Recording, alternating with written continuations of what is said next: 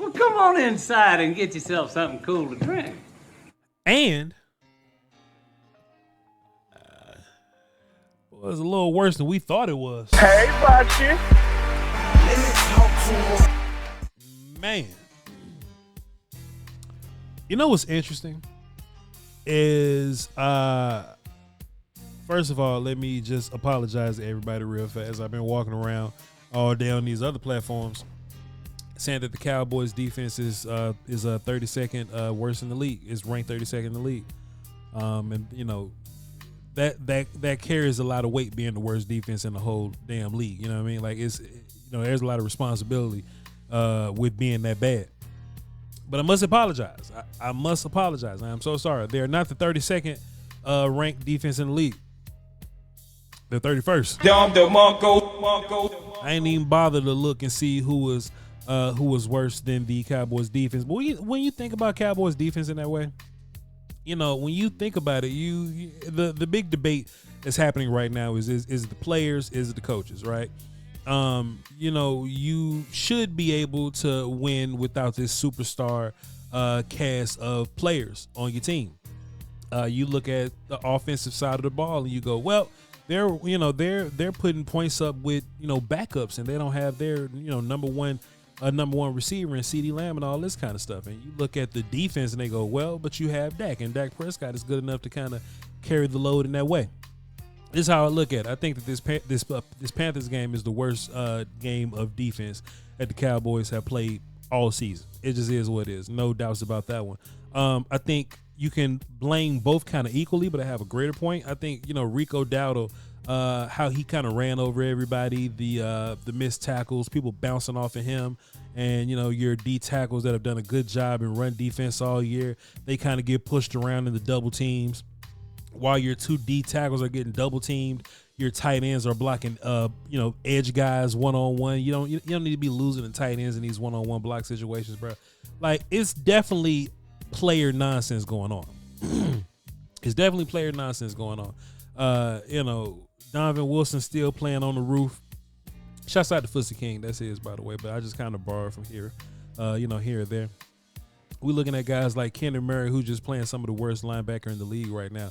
And we're just not seeing a bunch of positivity from the players. Falus has always been a guy that I feel like he's taken bad players and done some cool stuff with. Like, he's emerged guys from out of their nonsensical player ashes and turned them into serviceable dudes. I haven't seen him turn anybody into a serviceable dude here. And we're talking about we're coming off of a Dan Quinn defense, where he comes in and, J-Ron Curse is a guy that you have a lot of faith in now. You know what I'm saying? Like, it's just certain dudes that are in his defense to where, hey, man, Dan ain't have all the superstars in the world, but why can't we do some of the things that Dan did? You can't point and say, well, Micah's pass rush made everybody better. Man, I feel you, but there are some plays where Trey just had all the instincts in the world to go get picks, or Deron Bland had all the instincts in the world to break the pick six record. It wasn't just Micah was tearing it up so bad that it took Trey and Bland, who were allegedly sorry at first, and made them top tier players. That ain't the case. I'm looking for Flus to elevate dudes somehow. And, it's especially when this is a group of guys that we've seen flashes from.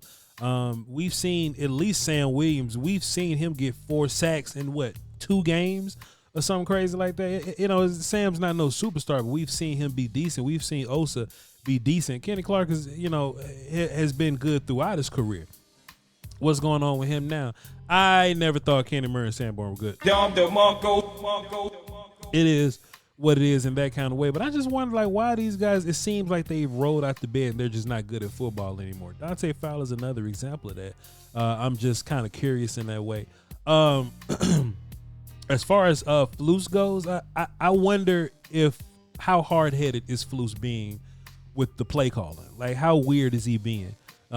Is he saying, hey, man, we're going to put Donovan on the roof no matter what? It just is what it is. We're going to not play James Houston. It just is what it is. Bryce Young is terrible versus the blitz. We're only going to call 5 of them. It just kind of is what it is, Raj. I wonder, play calling wise, what's Flus's angle? And not only like what his angle is, but like why is he choosing to not do some of the things that are working there. And you know, Sam is constantly getting like the most reps out of all the defensive end pass rush dudes every single week, and Sam just looks bad. Sam looks bad. But I wonder if you just, you know, maybe you've dug yourself in the hole with so much support of a player, right? Maybe Flus walked up to Sam, pat him on the shoulder, said, "Look, Sam, I believe in you. I believe in you, Sam. So you're going to be a guy that's going to play a whole bunch of snaps for me." Like maybe Flus dug himself in that hole and he can't dig himself out. I don't have the answers to that. But it just seems like Flus is out there with no answers. And it seems like the players are kind of running out as well. Trey Diaz came out and said, "Hey, man, we just run all over the place." He ain't said this exactly like this. Is me being hyperbolic. But, man, we running around in a circle like chickens with our head cut off, you know what I'm saying? It's a whole bunch of busted plays every single, you know what I mean? It's boy, football pregnant up in here with all the busted plays we got running around. And all of a sudden, Trey Diaz comes out and says, "Man, look, we lost. We don't have an identity." That's facts. We don't want to hear that from Trey Diggs, but that is indeed facts. So what can you do to build an identity?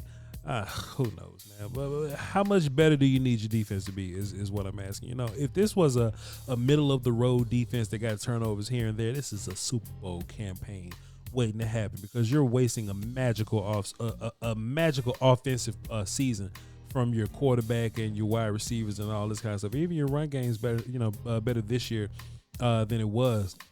I hope that something kind of gets figured out. But, you know, let me ask y'all this.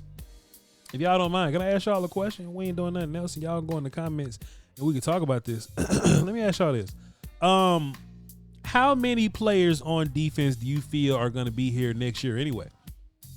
I think that's an important question.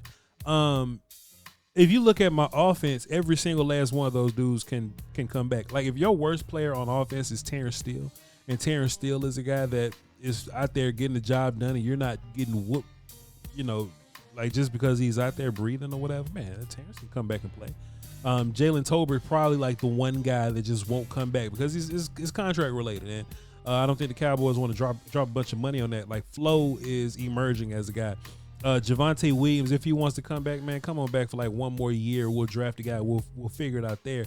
My point is, I don't think it's going to be a whole bunch of turnaround on offense. Let me ask you guys, just in the chat, please. How many of these guys on defense do you think are really going to be back next year? I'm looking at Sam.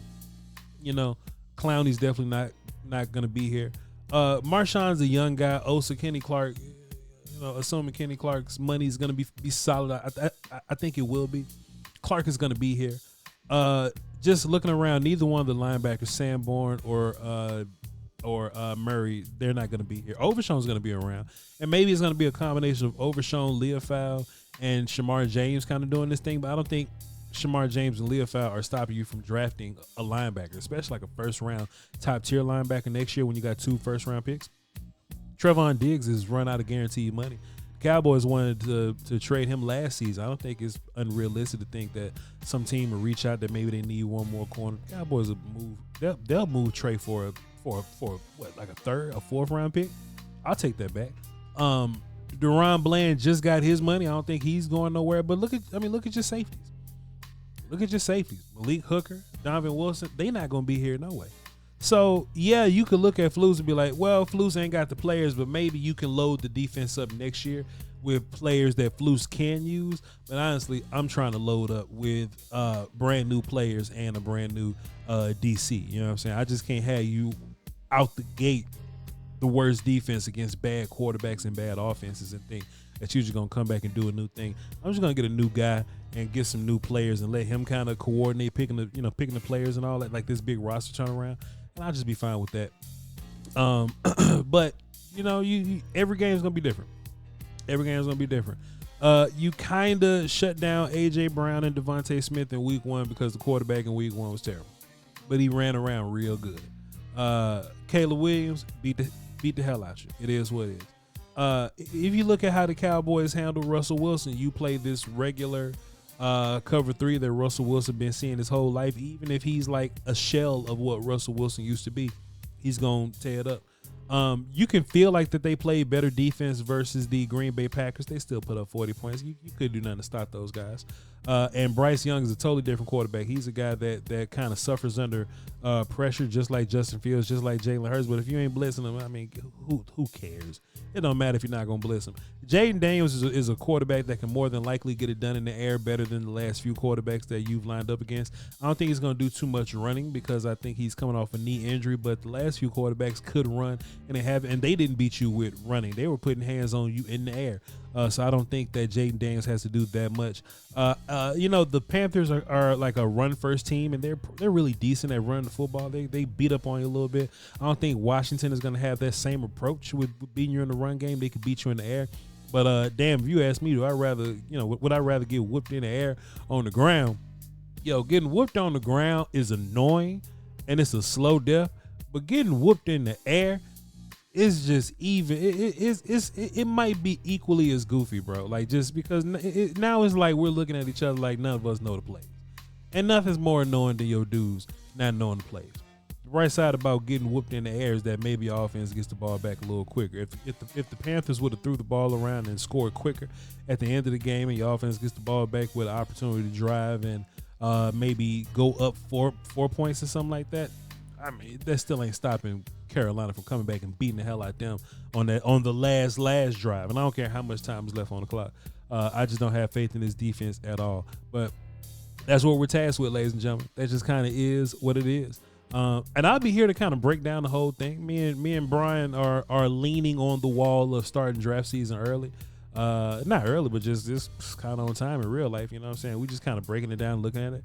But I'll just keep it a buck with you, man. We being the Cowboys are having shootouts and tough matchups. I'm talking to the defense for the most part with like terrible offense. Like terrible offense are putting up big points on your defense, which is horrible. And it's crazy because the Giants offense, the Giants, Packers, Bears, and damn Panthers offense all look like the same offense. You're so bad that these other offenses look equal to each other, which is ridiculous. You know what I mean? We'll see next week when it comes to the Washington Football Wizards what that looks like, but I'll be here to break the whole thing down, man. I love you to pieces. We're gonna break this thing down one way or another. We got draft coming up soon. I would say I'm about to start breaking down some film. I asked Dane Brugler what he thinks, and we got a list from him. Me and Brian Bros got a list from him. So we'll be breaking that stuff down. And, hey, I'll be here to talk about it all with y'all. All right, I love y'all to pieces. Y'all hold down for Doski Woski. Until next time, salute.